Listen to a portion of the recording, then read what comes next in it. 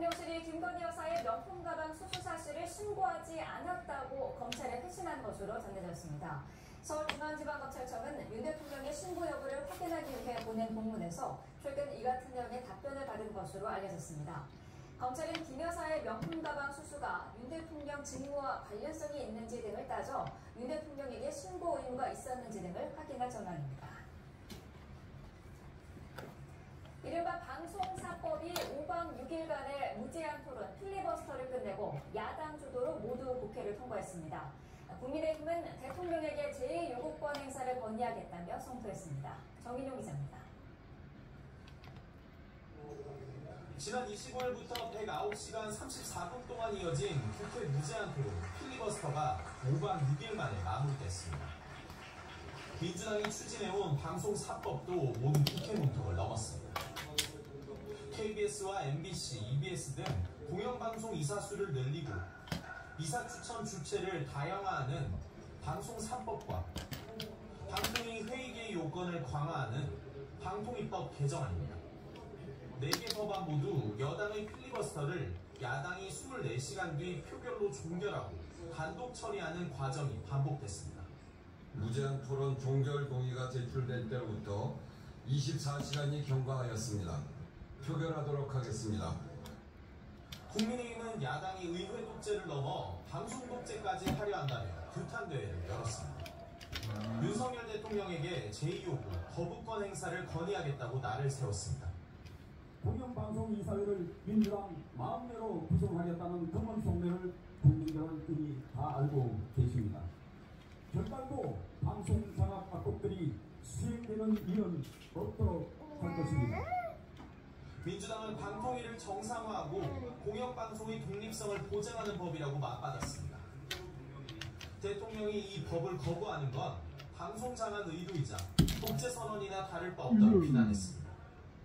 일부 언론에서는 야당 단독 통과라고 표현하는데 8개 원내 정당 중에서 7개 정당이 참여해 압도적으로 통과시켰으니 여당 단독 반대 아닙니까? 하지만 대통령실은 여야 합의가 없는 야당 단독 의견에 우려를 표한다며 방송사법의 제2요구권 행사 방침을 시사했습니다. 방송사법이 국회로 돌아오면 이번에도 재표결을 거쳐 부결돼 결국 파기될 가능성이 큽니다. 법안이 폐기되면 이를 보완해 또다시 발의하겠다는 야당과 필리버스터의 소신을 치는 여당의 거듭된 대립 속에 정치가 실종됐다는 지적도 커지고 있습니다. YTN 정인용입니다. 더불어민주당 대표 경선에서만 이재명 후보와 김두관 후보가 3번째 방송토론에서 종합부동산세 완화 문제로 두고 공방을 이어갔습니다. 김 후보는 만약 자신이 이 후보처럼 종부세 완화를 주장했다면 겉과 속이 다르다는 뜻에 이른바 수박으로 몰렸을 거라며 이 후보에게 입장을 철회할 생각이 없느냐고 물었습니다. 이 후보는 종부세를 폐지하자는 게 아니라면서 민주당이 종부세에 갇혀 정치적으로 압박받을 필요가 없고 종부세에 구조적으로 매달려 국민에게 고통을 줘서도 안 된다고 강조했습니다.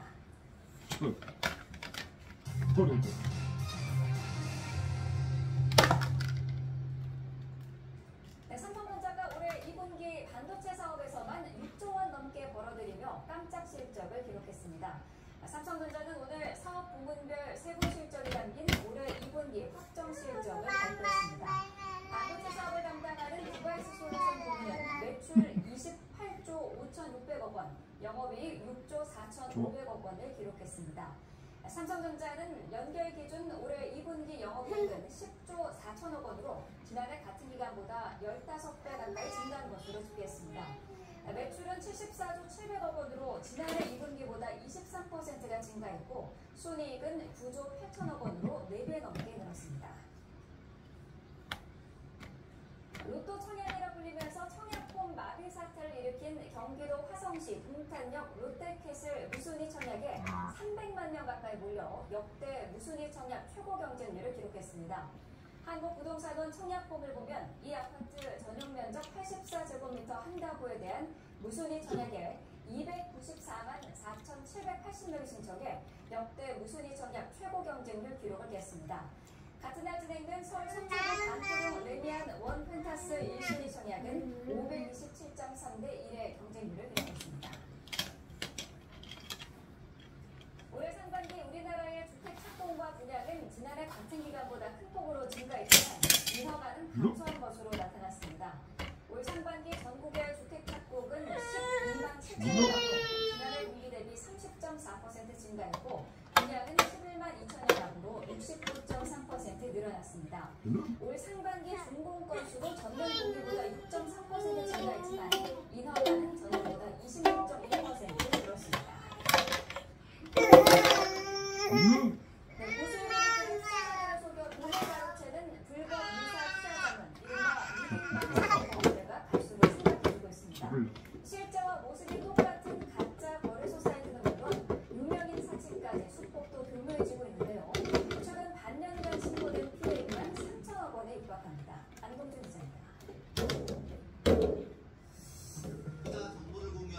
SNS 오픈 채팅방에서 소개해준 이상장 주식거래 사이트입니다.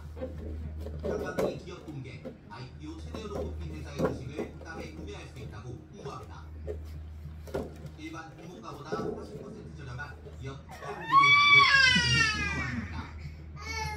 거량한 경제학 교수와 금융당국의 이름을 내걸고 투자자를 안심시키지만 해당 사이트 자체가 이제는 각종까지 랭킹 가짜입니다. 저희 이코노미스트가 개별 정보는 마지막 한 입만 먹자. 하지도 않고 개별 정보는